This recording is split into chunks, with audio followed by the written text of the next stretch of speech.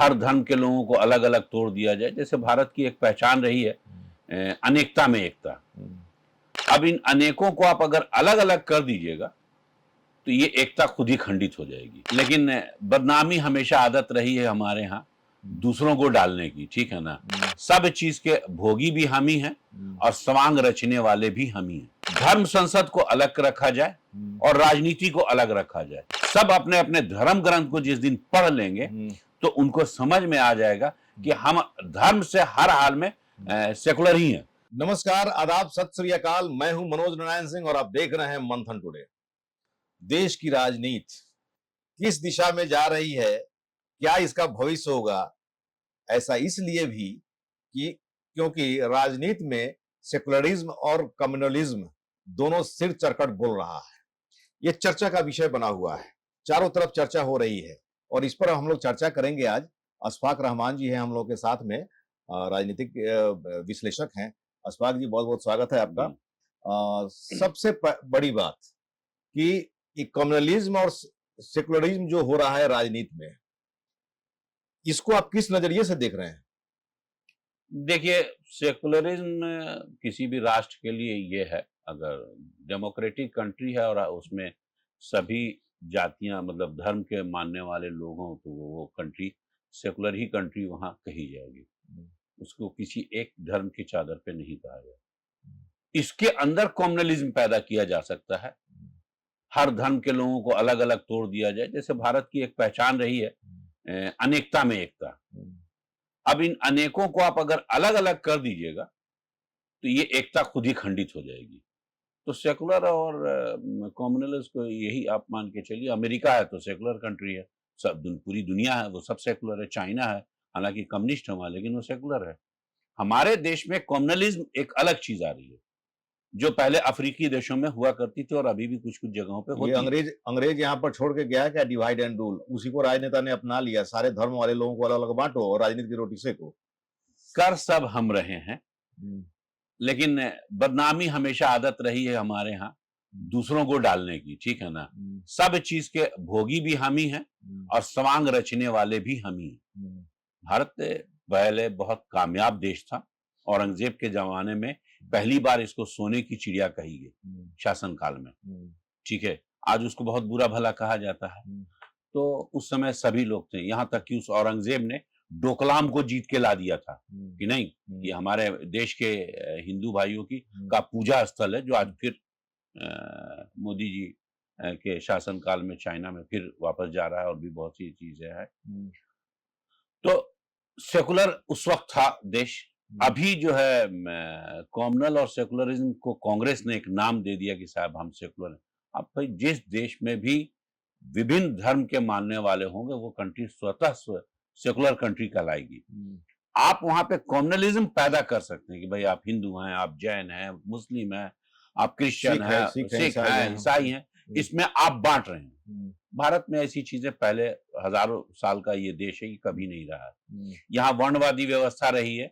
वर्णवादी के दमनकारी नीति के चलते से यहाँ विभिन्न धर्मों में लोगों ने पलायन किया। ये खत्म क्यों नहीं हो रहा है? राजनेता जिस दिन चाह लेंगे उस दिन यह समाप्त हो जाएगा। दूसरी चीज ये है कि जो राजनेता तो चाहेंगे नहीं। कैसे चाहेंगे? नहीं, तो दूसरी चीज ये है ना कि धर्म संसद को अलग रखा जाए और राजनीति को अलग रखा जाए। राजनीति देश के विकास पे हो, धर्म जो है धर्म के विकास पे हो। धर्म जिस दिन राजनीति पे हावी हो जाएगा तो देश नाश होगा। और ये कम्युनलिज्म सेकुलरिज्म जो पैदा किया जा रहा है, इससे सबका नाश होना है। राजनेता चाहेंगे नहीं तो फिर सुधार कैसे होगा? जनता चाह ले, जनता के मन में हो, जनता के अंदर शिक्षा हो। वो तो इत्तेफाक से अब शिक्षण संस्थान भी बंद होने लगे हैं बहुत सारे। तो जब तक शिक्षा के अभाव में धर्म ग्रंथ को खुद पढ़ना शुरू कर दें, सेकुलर और कम्युनल यहाँ पे सिख अपने इसको पढ़ना शुरू कर दें, हिंदू अपने वेद को पढ़ना शुरू कर दें, जो भी हिंदू अपने को कहते हैं, मुसलमान अपने कुरान को पढ़ें और समझें। सब अपने अपने धर्म ग्रंथ को जिस दिन पढ़ लेंगे तो उनको समझ में आ जाएगा कि हम धर्म से हर हाल में सेकुलर ही हैं। कम्युनलिज्म खत्म हो जाएगा। अगर उसका ज्ञान उनके अंदर आ जाए तो मेरे ख्याल से जनता ऐसा चाहे तो कर सकती है। तो ये नहीं हो इसीलिए तो राजनेता चाह रहे हैं कि हाँ लिटरेसी नहीं बढ़े यहाँ पर। हाँ, अभी के शासन काल में तो दोनों चीज छीनी जा रही है, शिक्षा भी छीना जा रहा है और धन और संपत्ति भी छीनी जा रही है। और धन संपत्ति कुछ बड़े धन्ना सेठ हैं, उन्हीं की तरफ सारी ट्रांसफर की जा रही है, सरकार ये कर रही है, तो ये एक अलग दिशा में देश जा रहा है। सेकुलर और कॉम्युनल को आप इसी, और दूसरी चीज है कि मुसलमानों के दिमाग में बैठा दिया गया कि भाई उनकी एक पार्टी होती है कांग्रेस, तो जबकि सबसे ज्यादा दंगे उसी के शासनकाल में हुए।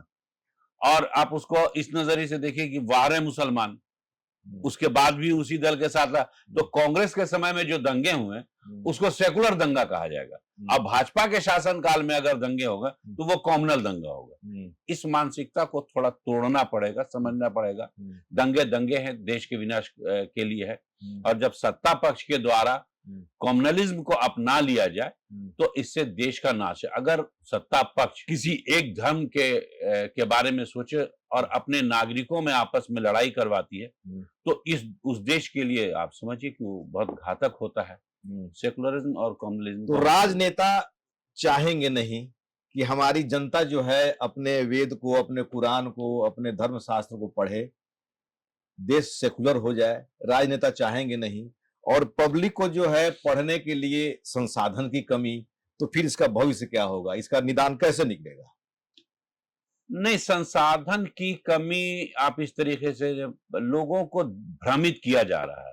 देखिए, शिक्षा पहले बैकवर्ड और SC ST को था ही नहीं, 3000 साल तक तो उनको पढ़ने पे पाबंदी थी। उसकी वजह से यहाँ विभिन्न धर्मों का उदय हुआ, सब कई धर्म जो आए उसमें गए, जहाँ एकता थी सबसे ज्यादा यहाँ इस्लाम फैल गया। आज दुनिया की सबसे बड़ी आबादी भी यहीं रहती है मुसलमानों की, तो सबसे ज्यादा यहाँ पे ये फैल गया। यहाँ सिख धर्म उसी से निकला है, जैन धर्म यहीं से जन्मा है, बौद्ध धर्म यहीं से जन्मा है, ये सारी चीज। इस्लाम तो बाहर जन्मा लेकिन फला फूला यहाँ है।